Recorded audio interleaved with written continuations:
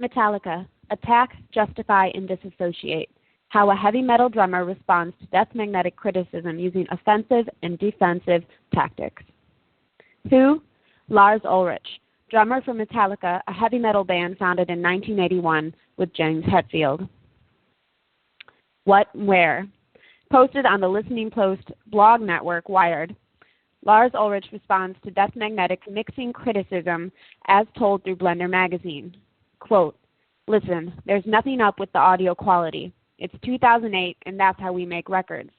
Producer Rick Rubin's whole thing is to try and get it to sound lively, to get it to sound loud, to get it to sound exciting, to get it to jump out of the speakers. Of course, I've heard that there are a few people complaining, but I've been listening to it the last couple of days in my car and it sounds fucking smoking." End quote. Why? Lars responds to the death magnetic criticism that fans and critics have been giving the new album.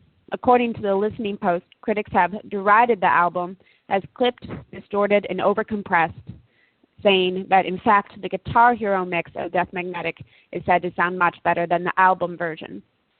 In addition to responding to critics' opinions of Death Magnetic, Ulrich is also responding to disgruntled Metallica fans who are saying that the album isn't what the band is used to putting out. In fact, fans are signing over 12,000 name-strong petitions to have the album remixed and re-released. Ulrich's response, first, is to be on the offensive side and attack. Ulrich says Metallica's fans need to quit bellyaching and accept that this is the released version of the album. It's in the studio and they refuse to recut it. After using an offensive strategy, Ulrich jumps to a defensive tactic. He tries to justify the low sales and opinions of the album, blaming the internet for dismal album reviews, stating that negative comments get more attention in the online world. Quote, "The internet gives everybody a voice, and the internet has a tendency to give complainers a louder voice." End quote. Ulrich's final tactic is to disassociate himself from the producer Rick Rubin. He subtly disassociates himself by saying that we, James Hetfield and I, made a deal that we would hang back a little and not get in the way of whatever Rick's vision was. That's not to put hit on him. It's our record, I'll take the hit. But we wanted to roll with Rick's vision of how Metallica would sound. End quote. By disassociating himself, not so subtly, with giving Rick Rubin the majority of the blame, he can't be held accountable for the sound and quality of the album. Now, there are a lot of potential fallouts for his various tactics, both offensively and defensively. Rick Rubin is quoted by MTV as being the most important producer of the last 20 years. He's an original Beastie Boys DJ, co-founder of Def Jam Records with Russell Simmons, credited with merging rap and heavy metal in the mainstream, and produced for such acts such as Run DMC, Public Enemy, Slayer, Johnny Cash, the Red Hot Chili Peppers, Linkin Park, and Jay-Z. He has a lot of influential power in the music industry, and this could continue to hurt Metallica's image in the business. In addition, Ulrich is alienating the fans. How is Metallica going to continue to maintain a loyal fan base when they refuse to acknowledge the fans' proper opinions?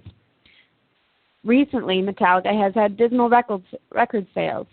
And fans aren't likely to continue listening if Metallica refuses to produce or is unable to reproduce quality music. In addition, Metallica is trying to salvage a public image. During 2001 to 2003, Metallica suffered negative and intense media scrutiny concerning a public lawsuit against internet downloading service Napster for song rights. The band, and in particularly Ulrich, who took the voice of spokesperson, were painted as greedy, self-important musicians, an image that has been difficult to shake in popular media. But there are solutions. For one, Ulrich must stop pointing fingers. The only way to do that is by taking less offensive and defensive tactics. For one, the band and Ulrich can accept creative responsibility for Death Magnetic. It's their album. Obviously, they had a final say on it. Laying the blame on Rick Rubin isn't going to do anything or produce better record sales. A formal apology to Rick Rubin, although the snub against him was subtle, would be in order as well. In addition, Metallica should give their fans some credit. They are loyal, been around for over 20 years, and Ulrich needs to acknowledge their opinion. And finally, accepting future criticism gracefully without lashing out to the media, fans, or others that helped produce the band will rectify the situation.